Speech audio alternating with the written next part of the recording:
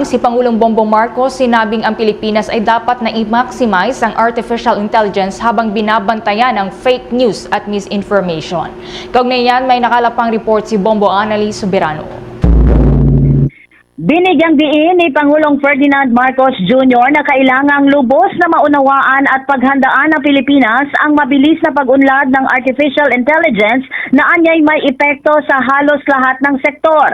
Sa pinakabagong episode ng PBBM Podcast, sinabi ng Pangulo sa isang grupo ng mga estudyante na isa ang mga artificial intelligence sa mga pangunahing paksa na nais niyang talakayin sa pulong ng ASEAN. Ibinahagi ng Presidente na walang katapusan ang listahan ng mga sektor na maapektuhan ng artificial intelligence mula edukasyon hanggang infrastruktura at renewable energy.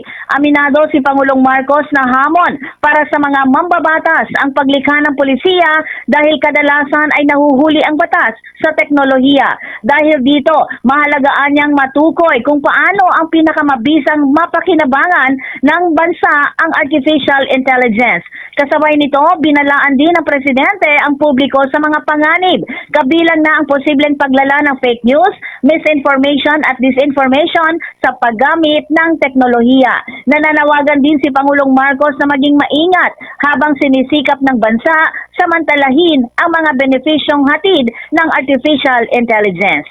Pakinggan natin si Pangulong Ferdinand Marcos Jr. Balls, walang katapusan yung listahan. It does not end.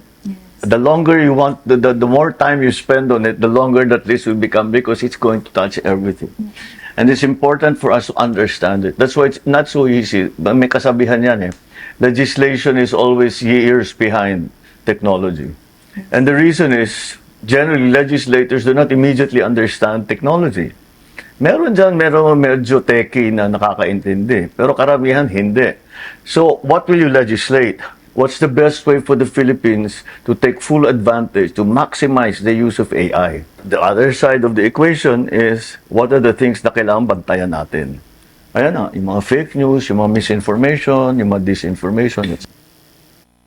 Ibinahagi din ni Pangulong Marcos ang kanyang matagal ng hilig sa teknolohiya at impormasyon, kasabay ng pagdidiin sa lawak ng access ng publiko sa digital tools ngayon. Ayon kay Pangulong Marcos, isa siya doon sa mga tao na nagpipick up ng lahat ng impormasyon at kapansin-pansin na rin ang dami ng impormasyong madaling makuha nga sa kasalukuyan. Idinagdag pa ni Pangulong Marcos na nakatulong ang modernong artificial intelligence tools at pabirong sinabi na sana'y mayroon na noon habang siya'y nag-aaral itong ChatGPT. Muli si Pangulong Ferdinand Marcos Jr. Already a geek before the word geek was invented. I was one of those people who just, I don't know, they just pick up all this information, pick up all of it. I would be so happy because the level of information that's available to everyone now, not necessarily a good thing, but the level of it, the amount, the volume of information that's available now. My God, it's so interesting. You can look up anything.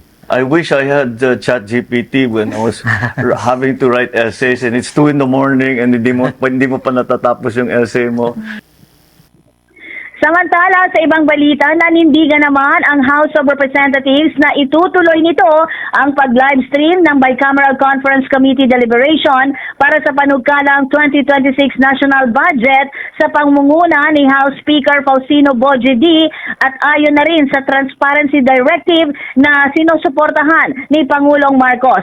Nilinaw ni House Appropriations Panel Chairman at Nueva Ecija Representative Micaela Angela Swansing na buo ang commitment ng Kamara matapos lumabas ang ulat na may ilang mambabatas umanong tutol sa live streaming. Ayon kay Swansing, dapat malinaw sa publiko kung saan nakatayo ang Kamara sa proseso ng budget. Iginiit ng kongresista na matagal ng plano ng liderato ng Kamara ang pagbubukas at pag-live stream ng BICAM simula pa noong Agosto, bago pa man ang mga pagdinig sa budget. Patuloy umano ang koordinasyon niya kay Senator Sherwin Gatchalian para maisakatuparan ang live streaming ng BICAM. Ito ang magiging unang pagkakataon na ilalabas ng live sa publiko ang bicameral hearings ng pambansang budget para sa 2026. Pakinggan natin si House Appropriations Chairman Micaela Swansing. The House has always been very firm on our commitment to opening the Bicameral Conference Committee proceedings, more specifically live streaming the BICAM.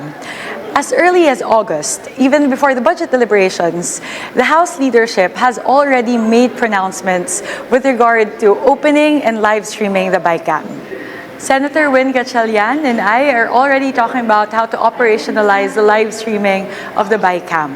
Simulat sa pool ay matibay na ang paninindigan ng House of Representatives patungkol sa pag-live stream ng BICAM.